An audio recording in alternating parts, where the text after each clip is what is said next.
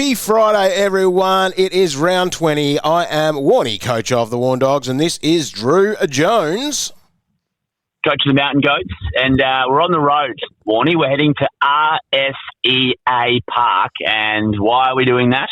Well, TDK watch, I guess. Where are you sitting on the way there? How do you feel about it? What are you thinking? The words were more unlikely than likely? Yeah, Ross said yesterday that he may have been a little overconfident post-game last week when he said, we'll have TDK back. So he said, trending towards unlikely, depending on how he trains today and whether he gets through. This probably is, 3 weeks ago, I went out to have a look at Rowan Marshall in the non-contact hat. I reckon it's going to be something pretty similar today. So I'm hoping that given the normal timing of our podcast, I reckon I'll be arriving and can have a look just as we're getting towards the Sunday fixtures. Sounds good. All right, we'll get into that shortly, but we'll talk about last night's game, and we saw the Pies get a nice W there, especially after Adelaide was so good against the Swans last week. So they did that with Darcy Cameron scoring 137. Now, has he been a player in your side at all? No, he's too good a player for the Goats. He was out of our price range. But no, I would have looked at him at probably a similar time to you. But yeah, too many other things to do for me to consider it. So he was a bad pick until last week, and now he's an amazing pick. So this is what he did for me. I brought him in, I think it must have been on the buys because that's when Brodie Grundy was out there. And so got a score of 77, 55, 75, 68, and I cut ties, as Roy did, as quite a few coaches did. And then he's gone 121, 102, and then that 137 last night. He looks like prime Dean Cox at the moment. He's just grabbing out of the ruck. He's doing everything he wants with the pill. Yeah, so pretty much around the time that Steen got injured, Cameron was carrying that ankle, wasn't he? That's right. And they got the bye week, and he was probably touch and go, or maybe even missed one game, and then he hasn't really looked back. Maybe he was struggling with a bit of sleep early on with the new baby.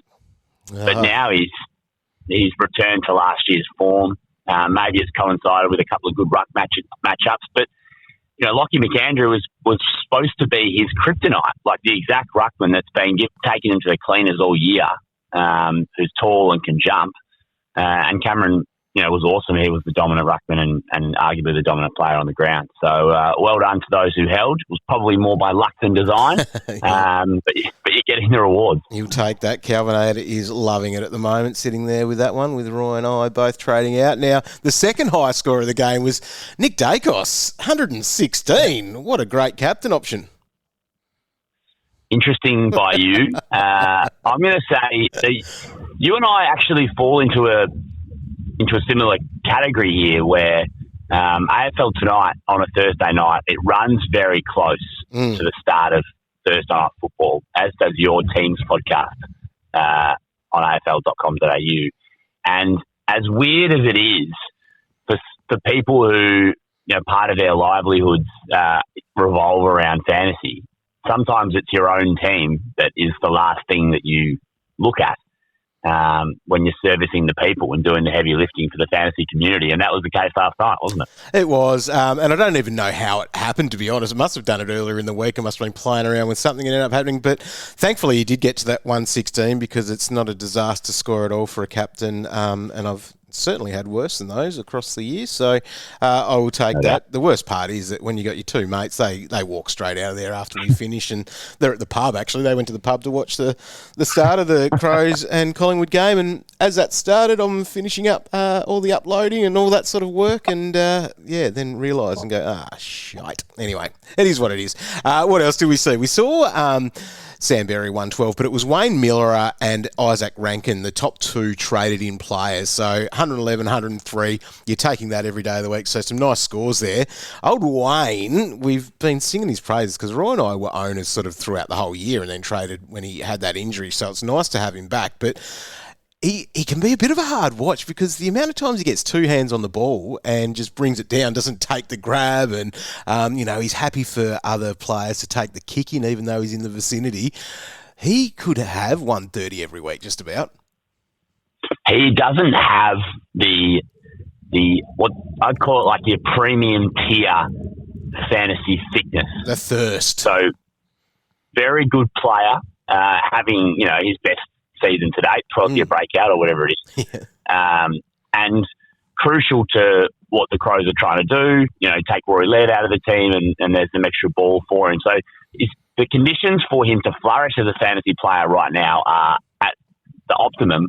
But yeah, he doesn't have the elite level like Errol Gould and observable thirst, Caleb Daniel. And if he did have that, then he'd be probably one of the most valuable defenders in the game. But yeah, nice trade in. Like pulling the trigger on a Thursday night, it does take a bit of guts and a bit of nutsack. Yeah. And everyone seems to have been willing to do that. So you get your score first up, well done, and then you get your next 2 weeks of sexy matchups for Adelaide. So it could well be a really good few weeks for Wayne owners. Yeah, a couple of others worth mentioning. Jordan Dawson had 69 at the half and then just a 30-point second half, but that might have been a bit about the Crows just not really touching the ball a little bit in that second half. Hugo Hawker-Hahn, a very serviceable 72 for him, so you take that if you're obviously having to play him on field. But then a couple of disappointing ones would have been Josh Dacos with a 64 and Dan Houston with a 58, who we know are much better than that.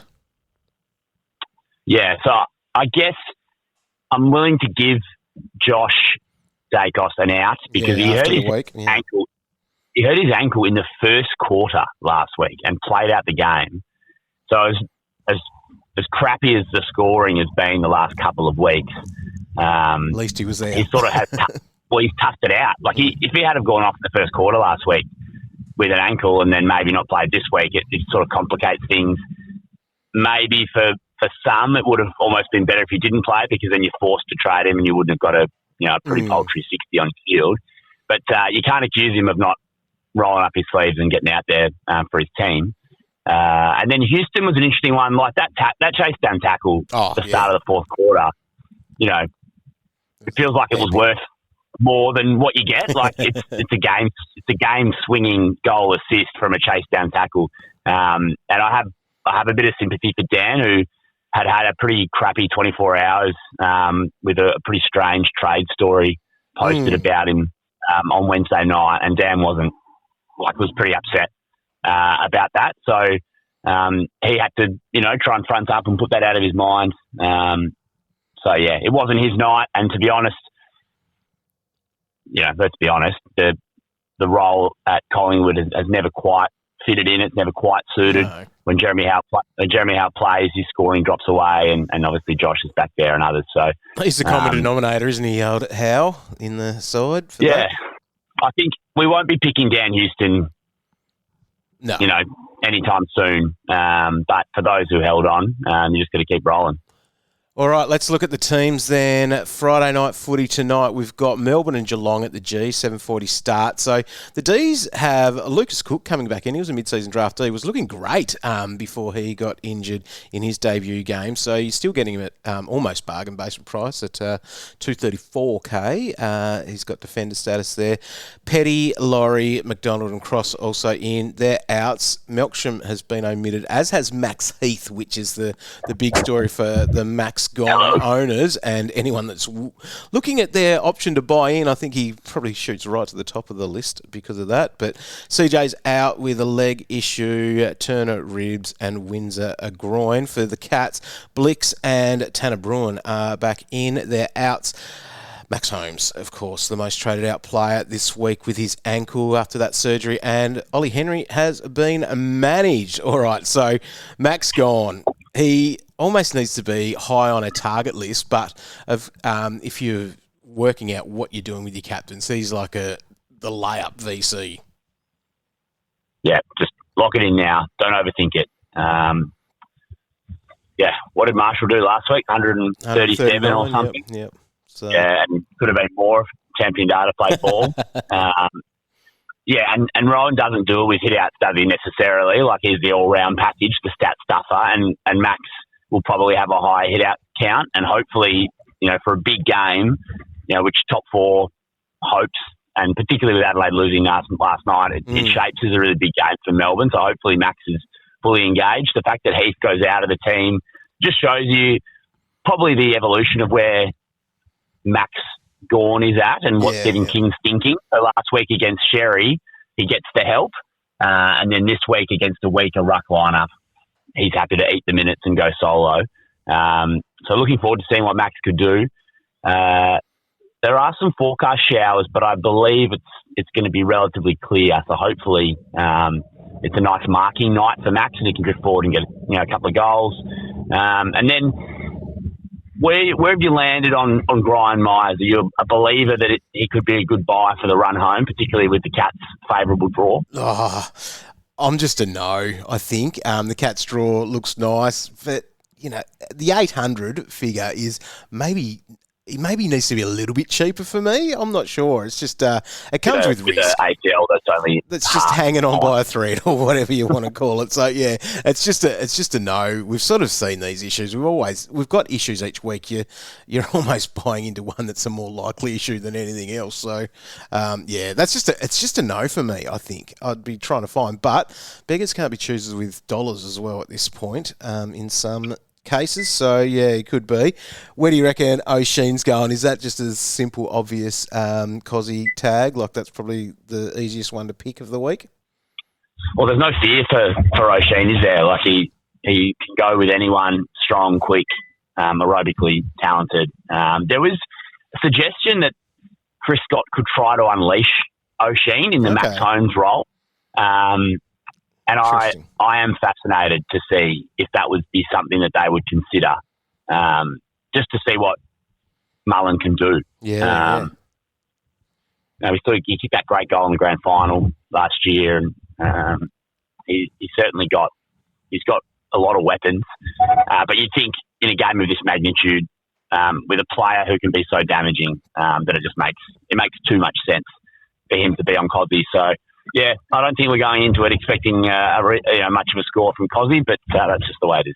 It's 2 games on Friday night, so it is the Derby, Freo and West Coast. So that'll be an 8:10 start for us here in the East, and 6:10 over there at Optus Stadium. Corey Wagner, Shea Bolton is back in, and also Oscar McDonald. They have lost Hayden Young with illness. Feels like he's sort of in and out every week. Jager O'Meara, he hurt his ankle, and Brennan Cox has been managed.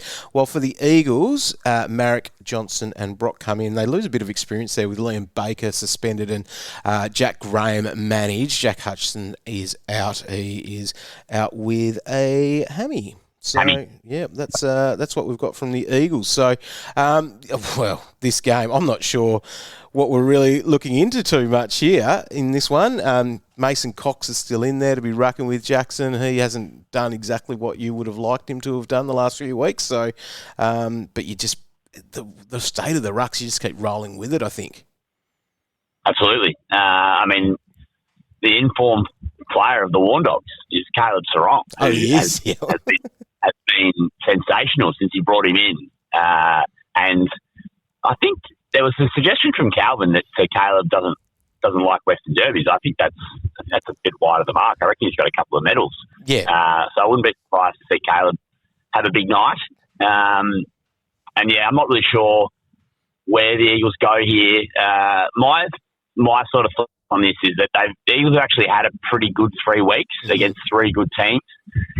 And I think it's going to be hard for them to sustain this run of competitiveness against a top side. So even losing a couple of players with a fair bit of experience, that hurts on the park, doesn't it? It really hurts.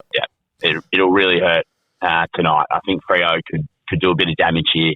But yeah, from a fantasy perspective, there's probably not much for us to talk about except for my fun ride of Bailey Williams continuing. It does, and sign him up for a big, long contract. That's what it's all about. 6 more at the go. That's huge. Rightio, Saturday, 1:05 starts a little bit earlier than normal than what we're used to because there's 2 games at Marvel Stadium on Saturday. Carlton and Gold Coast. Lewis Young and the Pitbull is back as well because he is back from that hammy little tweak that he did, and Reedy has been omitted off the back of that, so 3 rucks in 3 weeks for him, and Harry Mackay is injured. Charlie Ballard is in, and Oscar Adams has been omitted. All right, probably another game that doesn't say a lot to us, except for if you didn't get Wayne Miller or you're looking for a defender, I think you could safely go with John Noble now.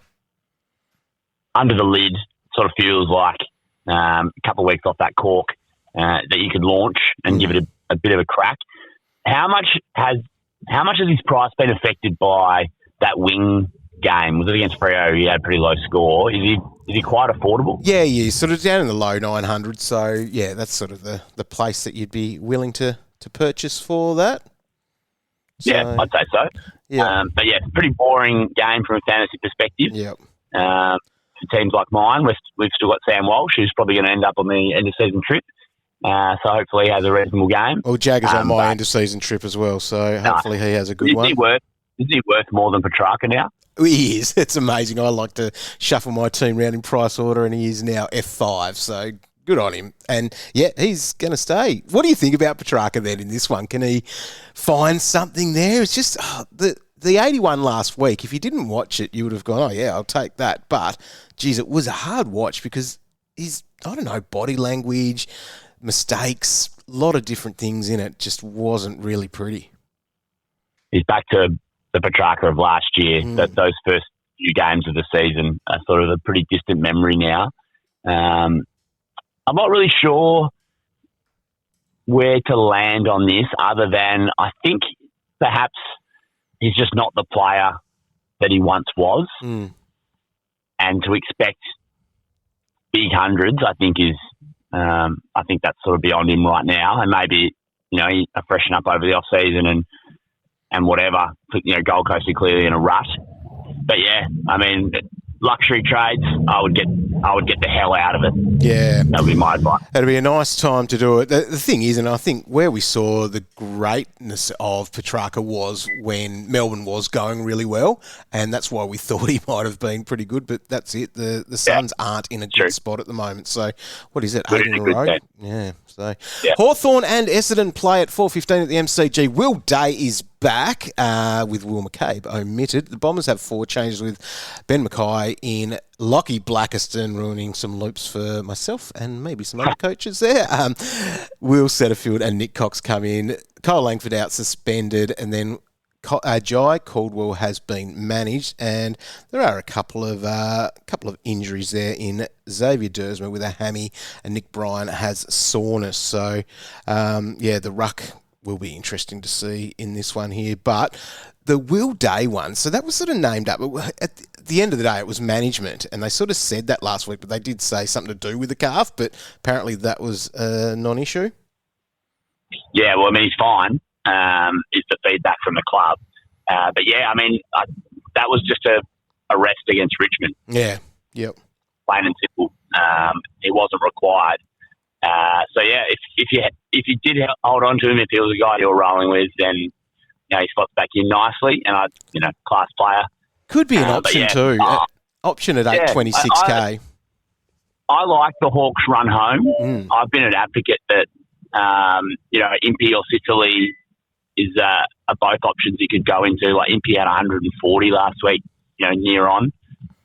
Massive game against Richmond, and Sicily, I know, a little less trustworthy than he used to be, but I don't mind the Hawks. You could probably throw Newcomb into that basket, even Connor McDonald. I don't mind their run home. I don't mind them as a bit of a pod. All right, let's look at the next game, which is not long after. 4:35, so kind of the twilight games there going on. GWS and Sydney. So the derby, I think we'll call it the derby or the derby over here. The derby for the Eastern States. Harvey Thomas comes in for Toby Green, who is out with that quad. Toby Green playing a fair bit of wing time. Play a fair bit of midfield time, but Harvey Thomas, I reckon he'll be more on the wing. Harry Kyle, Billy Cootie come in for the Swans with Harry Cunningham out injured and Angus Sheldrick omitted. All right, what are we expecting in this one? how disappointing and frustrating has it been? Like the Ash and Whitfield combo over the last few weeks, it's definitely down on what we have come to expect from them over the years. It sort of makes our backlines look a whole lot less potent, doesn't it? Yeah, at least everyone's got them. But I think the biggest kicker is those people that did trade Whitfield for that concussion are probably the winners out of it, considering last week, they didn't take advantage. Well, probably the fact that the Bombers were so bloody good last week. But I think that's the thing. Like, if you held, you needed a good score there. Otherwise, those people that did trade sort of got the leg up. Yeah, and for those that traded into Whitfield, even worse. Yeah, 100%. But look, from a fantasy perspective, trading into a matchup against Essendon made a lot of sense on paper. Totally. Just the GWS absolutely cooked it. I don't really have a lot of excitement about any of the Giants' options right now. Clayton Oliver's been a great pick, as we know. Callahan, pretty up and down, and that probably looks like that's just going to be him. From a fantasy perspective throughout his entire career. Is there anything... Are you happy to go into Errol? Yeah, happy to go into Errol. Like, it was disappointing last week, but yeah, I don't know. Like, he's obviously at a very cheap price now. You'd be ahead of the curve, wouldn't you? And that's, that's how you win hats, and that's how you win grand finals and make progress. So we know he's got the fantasy game in him, but it's probably taken a little longer to get going than we thought. Yeah. Heaney with the back spasms, maybe his run in the midfield will be a light and load slightly. You can make that argument that perhaps buying into Errol, you might get some extra uptick with Heaney being managed a little bit. So I don't hate it. No, it could be an interesting one. $9.61 you're paying for him, but still has a break even of $1.32. And their draw, I sort of don't mind it. They go into the Saints, Port, Bombers, and North. Like, it's a pretty nice run on paper. Yep. So fingers crossed. If you do have him, or that you could be buying into him, you could be ahead of the curve this week. That could be the thing. All right, let's move on to Saturday night footy, and that is the Bulldogs and the Tigers. Libba is back in. Lockie McNeil has been omitted. And the Tigers have Jack Ross coming back after his concussion, wasn't it, for him, I think? Then trainer Sonsi and Pekka is there. So he's, almost basement price as well as a mid-forward, so worth having a look at there if you needed a heartbeat that was playing. Not sure he scores heaps, but he is back in. Noah Bolter's out injured, as is Steely Green, but then Trezise and McAuliffe have been omitted. All right, this could be a Bont game. Calvin's reeled off plenty of stats about that the Tigers have been his favourite team, so fair enough just to lock that. Yeah, so he's my trade in this week. Nice. Because I don't have homes. I'm doing one up, one down. So that's nice. I haven't done one up, one down for about 3 months. Yeah. Do you think, is there any other Bulldog that you would, like Bont's under $1 million, like there's so many boxes that he ticks as a guy to come in this week, but is there any other Bulldog that you would consider? Oh, Ed Richards has to be. I think he's just a good player. What's he coming off? That was a fairly decent score last week, wasn't it? I think last week he was a little down, his recent form. Yeah, sort of 105, 98. Yeah, he had a 128 a month ago. So, I think it could be he would be a play because of just the way he goes. But, yeah, and their draw isn't too bad either. That's one thing to be sort of looking at. Obviously, this game is something that, the Tigers is a thing. They do have Freo, but then looking into North, Carlton and Melbourne, it's a pretty decent run, really, for the Dogs. So, yeah. Wow. But Bont is the one, though. Bont's, if you don't have him, just grab him now. He's still under $1 million. You just go and do it. You've got a big boy that is, could be even a captain option this week, but also to the point of going a lot of the other teams. He's not one that you'd want to be going into a matchup over these finals taking on head-to-head either. That's the other part of it. Now, we've got to talk about Kmart Temu Baz. the old, see, how low can you go? Like, this is the Ali Bazaar version, is he? I've bought some of those things off the internets before, and it really comes back. Shop. Yep. So, I don't know. Well, I looked at it because he was in one of my plans for the week, depending on which way I was going to go. And my source is saying that he's going to be back. So, like as in defence, which he sort of did work pretty well. But I think things can flip and flop quickly and easily with the mad scientist that is Bevo is one part of it. But I'm backing it with what he can do. I think, for that price, like you're going all right there. So, hang on. I've forgotten exactly how much he was. Yeah, 687. So you're getting under 700k for someone that obviously busted out a massive score last week in 111.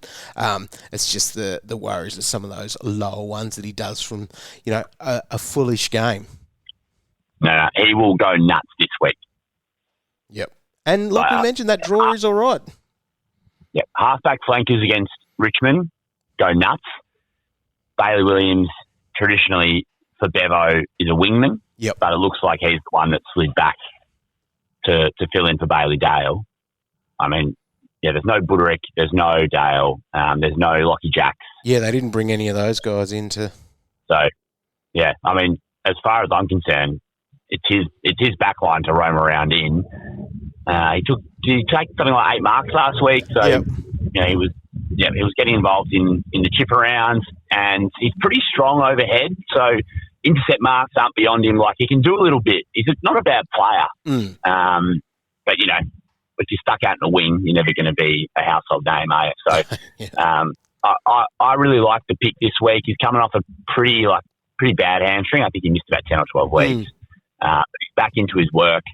So for a budget option, I really like it in a really good matchup. In a potentially cushy role too that can hopefully hang around for a month. Because that's the thing, you're almost buying someone like that they are there for the rest of the season too. So if he does end up being your D6, that's what you're sort of buying into, because the luxury of trying to upgrade him, those things don't happen. We know how this game bloody works. All right, let's move to Sunday.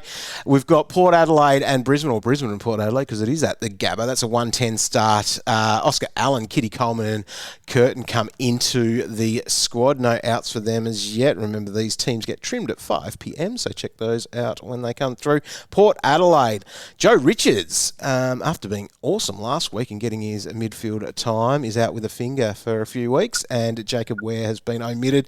Coming back in is the Hornbag. He's there, and Georgiades, so we'll definitely see their names on the team sheet once that gets finalised. Lorenz, Watkins and Ram, who was in last week. I think he was a laid out in the end last week, so that's what we saw there. So, we just talked about Bailey Williams. Do you reckon Miles Bergman is all right to play with? Do you think that he is in that midfield? Yeah, I think most likely he will be. The only thing with Bergman, which is the issue that we've dealt with last time with him, is that because he's so versatile, such a Swiss Army knife, you're risking him getting moved out of the midfield to do a job in defence, and then that really just torpedoes your score. So if you're tossing up between Bergman and Bailey Williams, I get the sense you're leaning towards Bergman.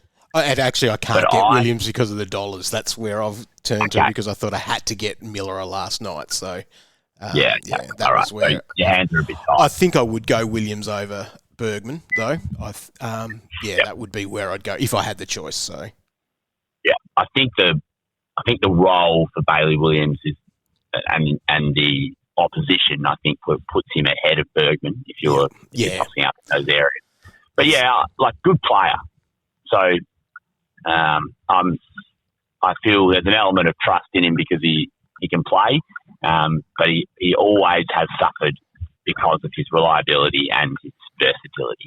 And it should be a good day for a lot of these Lions. Those midfielders there, Will Ashcroft should have a decent day against Port Adelaide, as Lockie Neal, Josh Dunkley, who's just quietly been pretty good lately. So that's there. Although Hugh McCluggage... back, aren't they? Yes, and that's what we needed to see. So him laying those nice little cuddles. But what about Hugh McCluggage? He's back to his best, not far away, apparently. Oh, I mean, don't even think about it. I don't want to hear about Hugh McCluggage. No, he's just going to be in the AFL record for being so cheap next year, I reckon, when we start looking at those names. All right, let's move on. As always, we'll just watch him in opening round. Oh, there is no opening round. No, it's going to be nice. Yeah, we'll pick him. Yep. We'll pick him then. We'll pick him. Locked and loaded. All right, so now we've got North Melbourne and St Kilda, and we've got Oliver Griffin could be in for his debut game with Jacob Constanti, Tom Myers, who probably is the likely in there for Luke McDonald, who's out injured, and Griffin Logue. We'll see what that turns into for those guys. And St Kilda, so Caminiti and Henry have been omitted, so they've named up Max King. So I think that is sort of a locked and loaded move there, named at full forward. Dan Butler, Angus Hasty, Hugh Boxall, and we've also got Tom De Conning named on the extended bench. And so we need to find out basically whether he's going to be in or not. What do you reckon? Yeah, well, that's a big question. Well, I said that the timing would work out. I've literally just pulled up at RSCA Park. So bear with me. I'm just going to turn off the car. Right.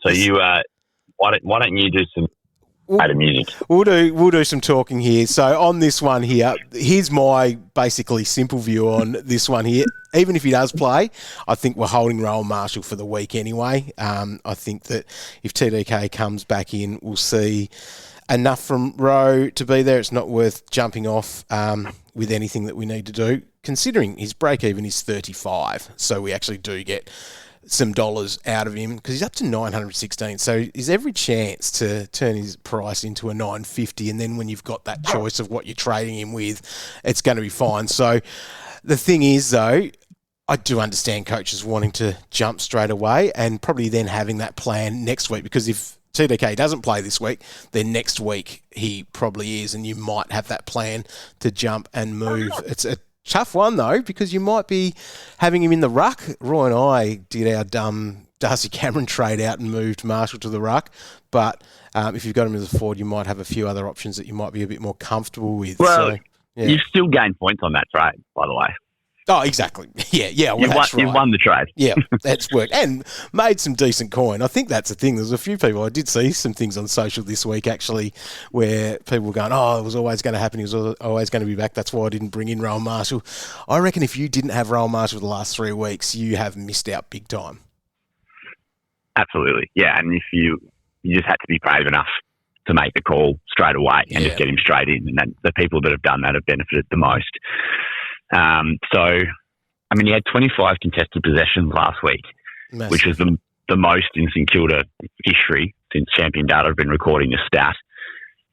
So it would be remarkable if the Saints were, even if TDK did play, it would be remarkable if they would significantly reduced Marshall's role because he's just played so well. Like, you have to reward that, don't you? Oh, for sure. Selection integrity and role integrity and all that sort of stuff. The fact that he's been mentioned in trade rumours, there's probably half the clubs in the competition would, give up their left arm to have Rob Marshall as their number one ruckman.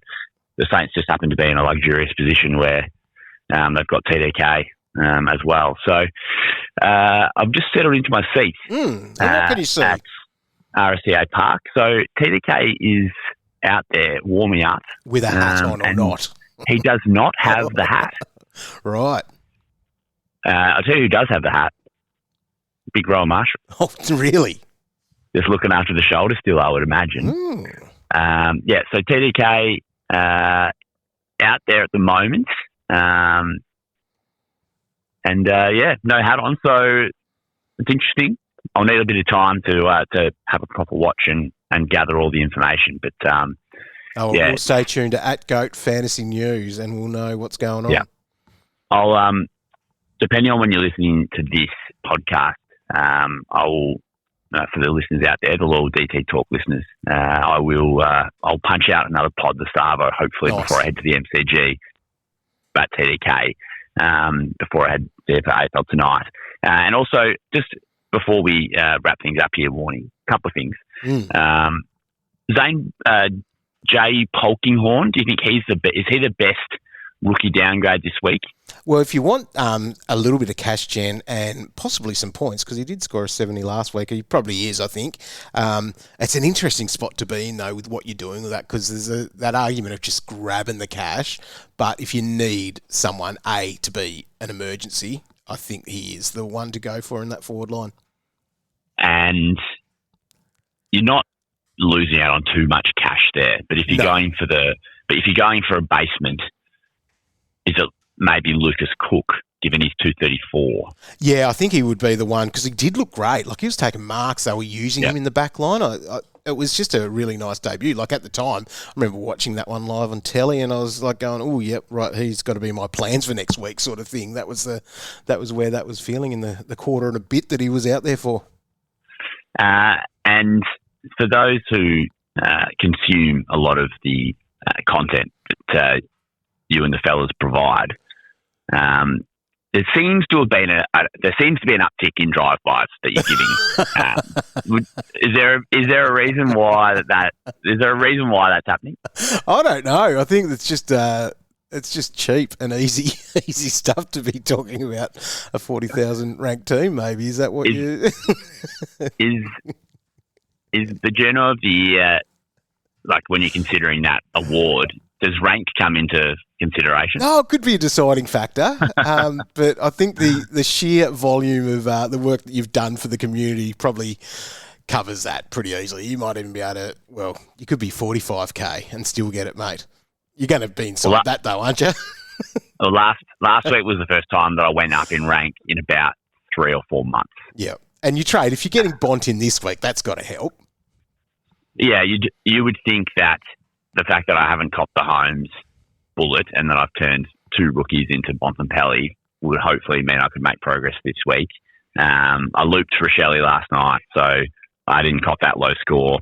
I've looped Hawker Hahn, so I can hopefully get a better score than the 75 or whatever it is. So, yeah, fingers are crossed, Warnie, for sure. You never know. I might crack 2,200. You'll be right. I want you just to try to get ahead of Calvin. That would be a nice move to be able to... I would have to, geez. I've got to do some bloody heavy lifting over the next few weeks to do that. But, yeah, I'm chasing him. Yep, you can do it. All right, thanks, Drewy. Appreciate your time, as always, mate. We'll, 5 weeks to go. Hopefully coaches are making some good calls, and we'll stick by everything GOAT Fantasy News so that we do get all that intel. We'll see what it looks like for TDK a little bit later today. On your morning.